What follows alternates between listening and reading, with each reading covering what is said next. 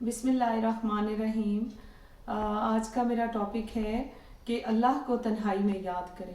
अल्लाह ताला जो है वो 70 माओं से ज़्यादा प्यार करता है और ये लैलतुल कदर की ताक रातें जा रही हैं, हमसे रमज़ान अलविदा हो रहा है और मैं आप लोगों से गुजारिश करती हूँ कि प्लीज़ अल्लाह ताला को याद करें। रात के किसी भी टाइम आप उठें तहज्जुद गुजारी के लिए, तस्बीहात के लिए और खुदा को याद करने के लिए आजिज़ी से मांगें, रो कर मांगें, अपनी आंखें बंद करके अल्लाह ताला को मांगें और वो अल्लाह हू कह के देखें।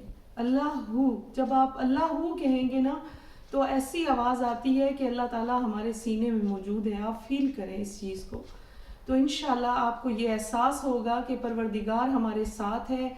हमें कभी भी परेशानी का सामना कहीं भी नहीं करना पड़ेगा।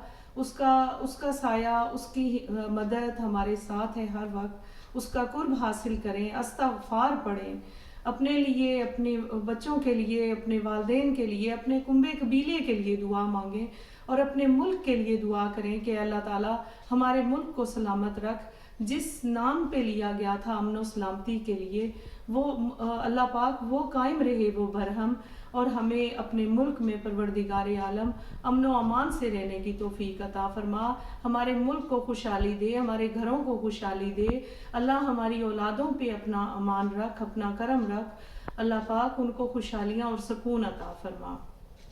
यकीन करें कि जब आप अल्लाह ताला से आंखें बंद करके 15-20 मिनट के लिए तन्हा हो जाएं और रो कर फरियाद करें, मुझे उम्मीद है कि परवरदिगार जो है हम सब के जो गम, परेशानियां और दुख हैं वो ख़त्म हो जाएंगे और हमारे घरों में खुशहाली आएगी।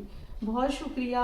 अल्लाह ताला से हदायत मांगें, कुर्ब मांगें और गुनाहों की मग़फ़िरत मांगें। इंशाअल्लाह अल्लाह पाक सब के घरों में सुकून अता फरमाए, सब के घरों में खुशहाली अता फरमाए। अल्लाह ताला हम सब का हामी और नासिर है। बहुत शुक्रिया। अपना ख्याल रखें, मेरे चैनल को सब्सक्राइब करें, शेयर करें, लाइक करें। अल्लाह हाफिज़।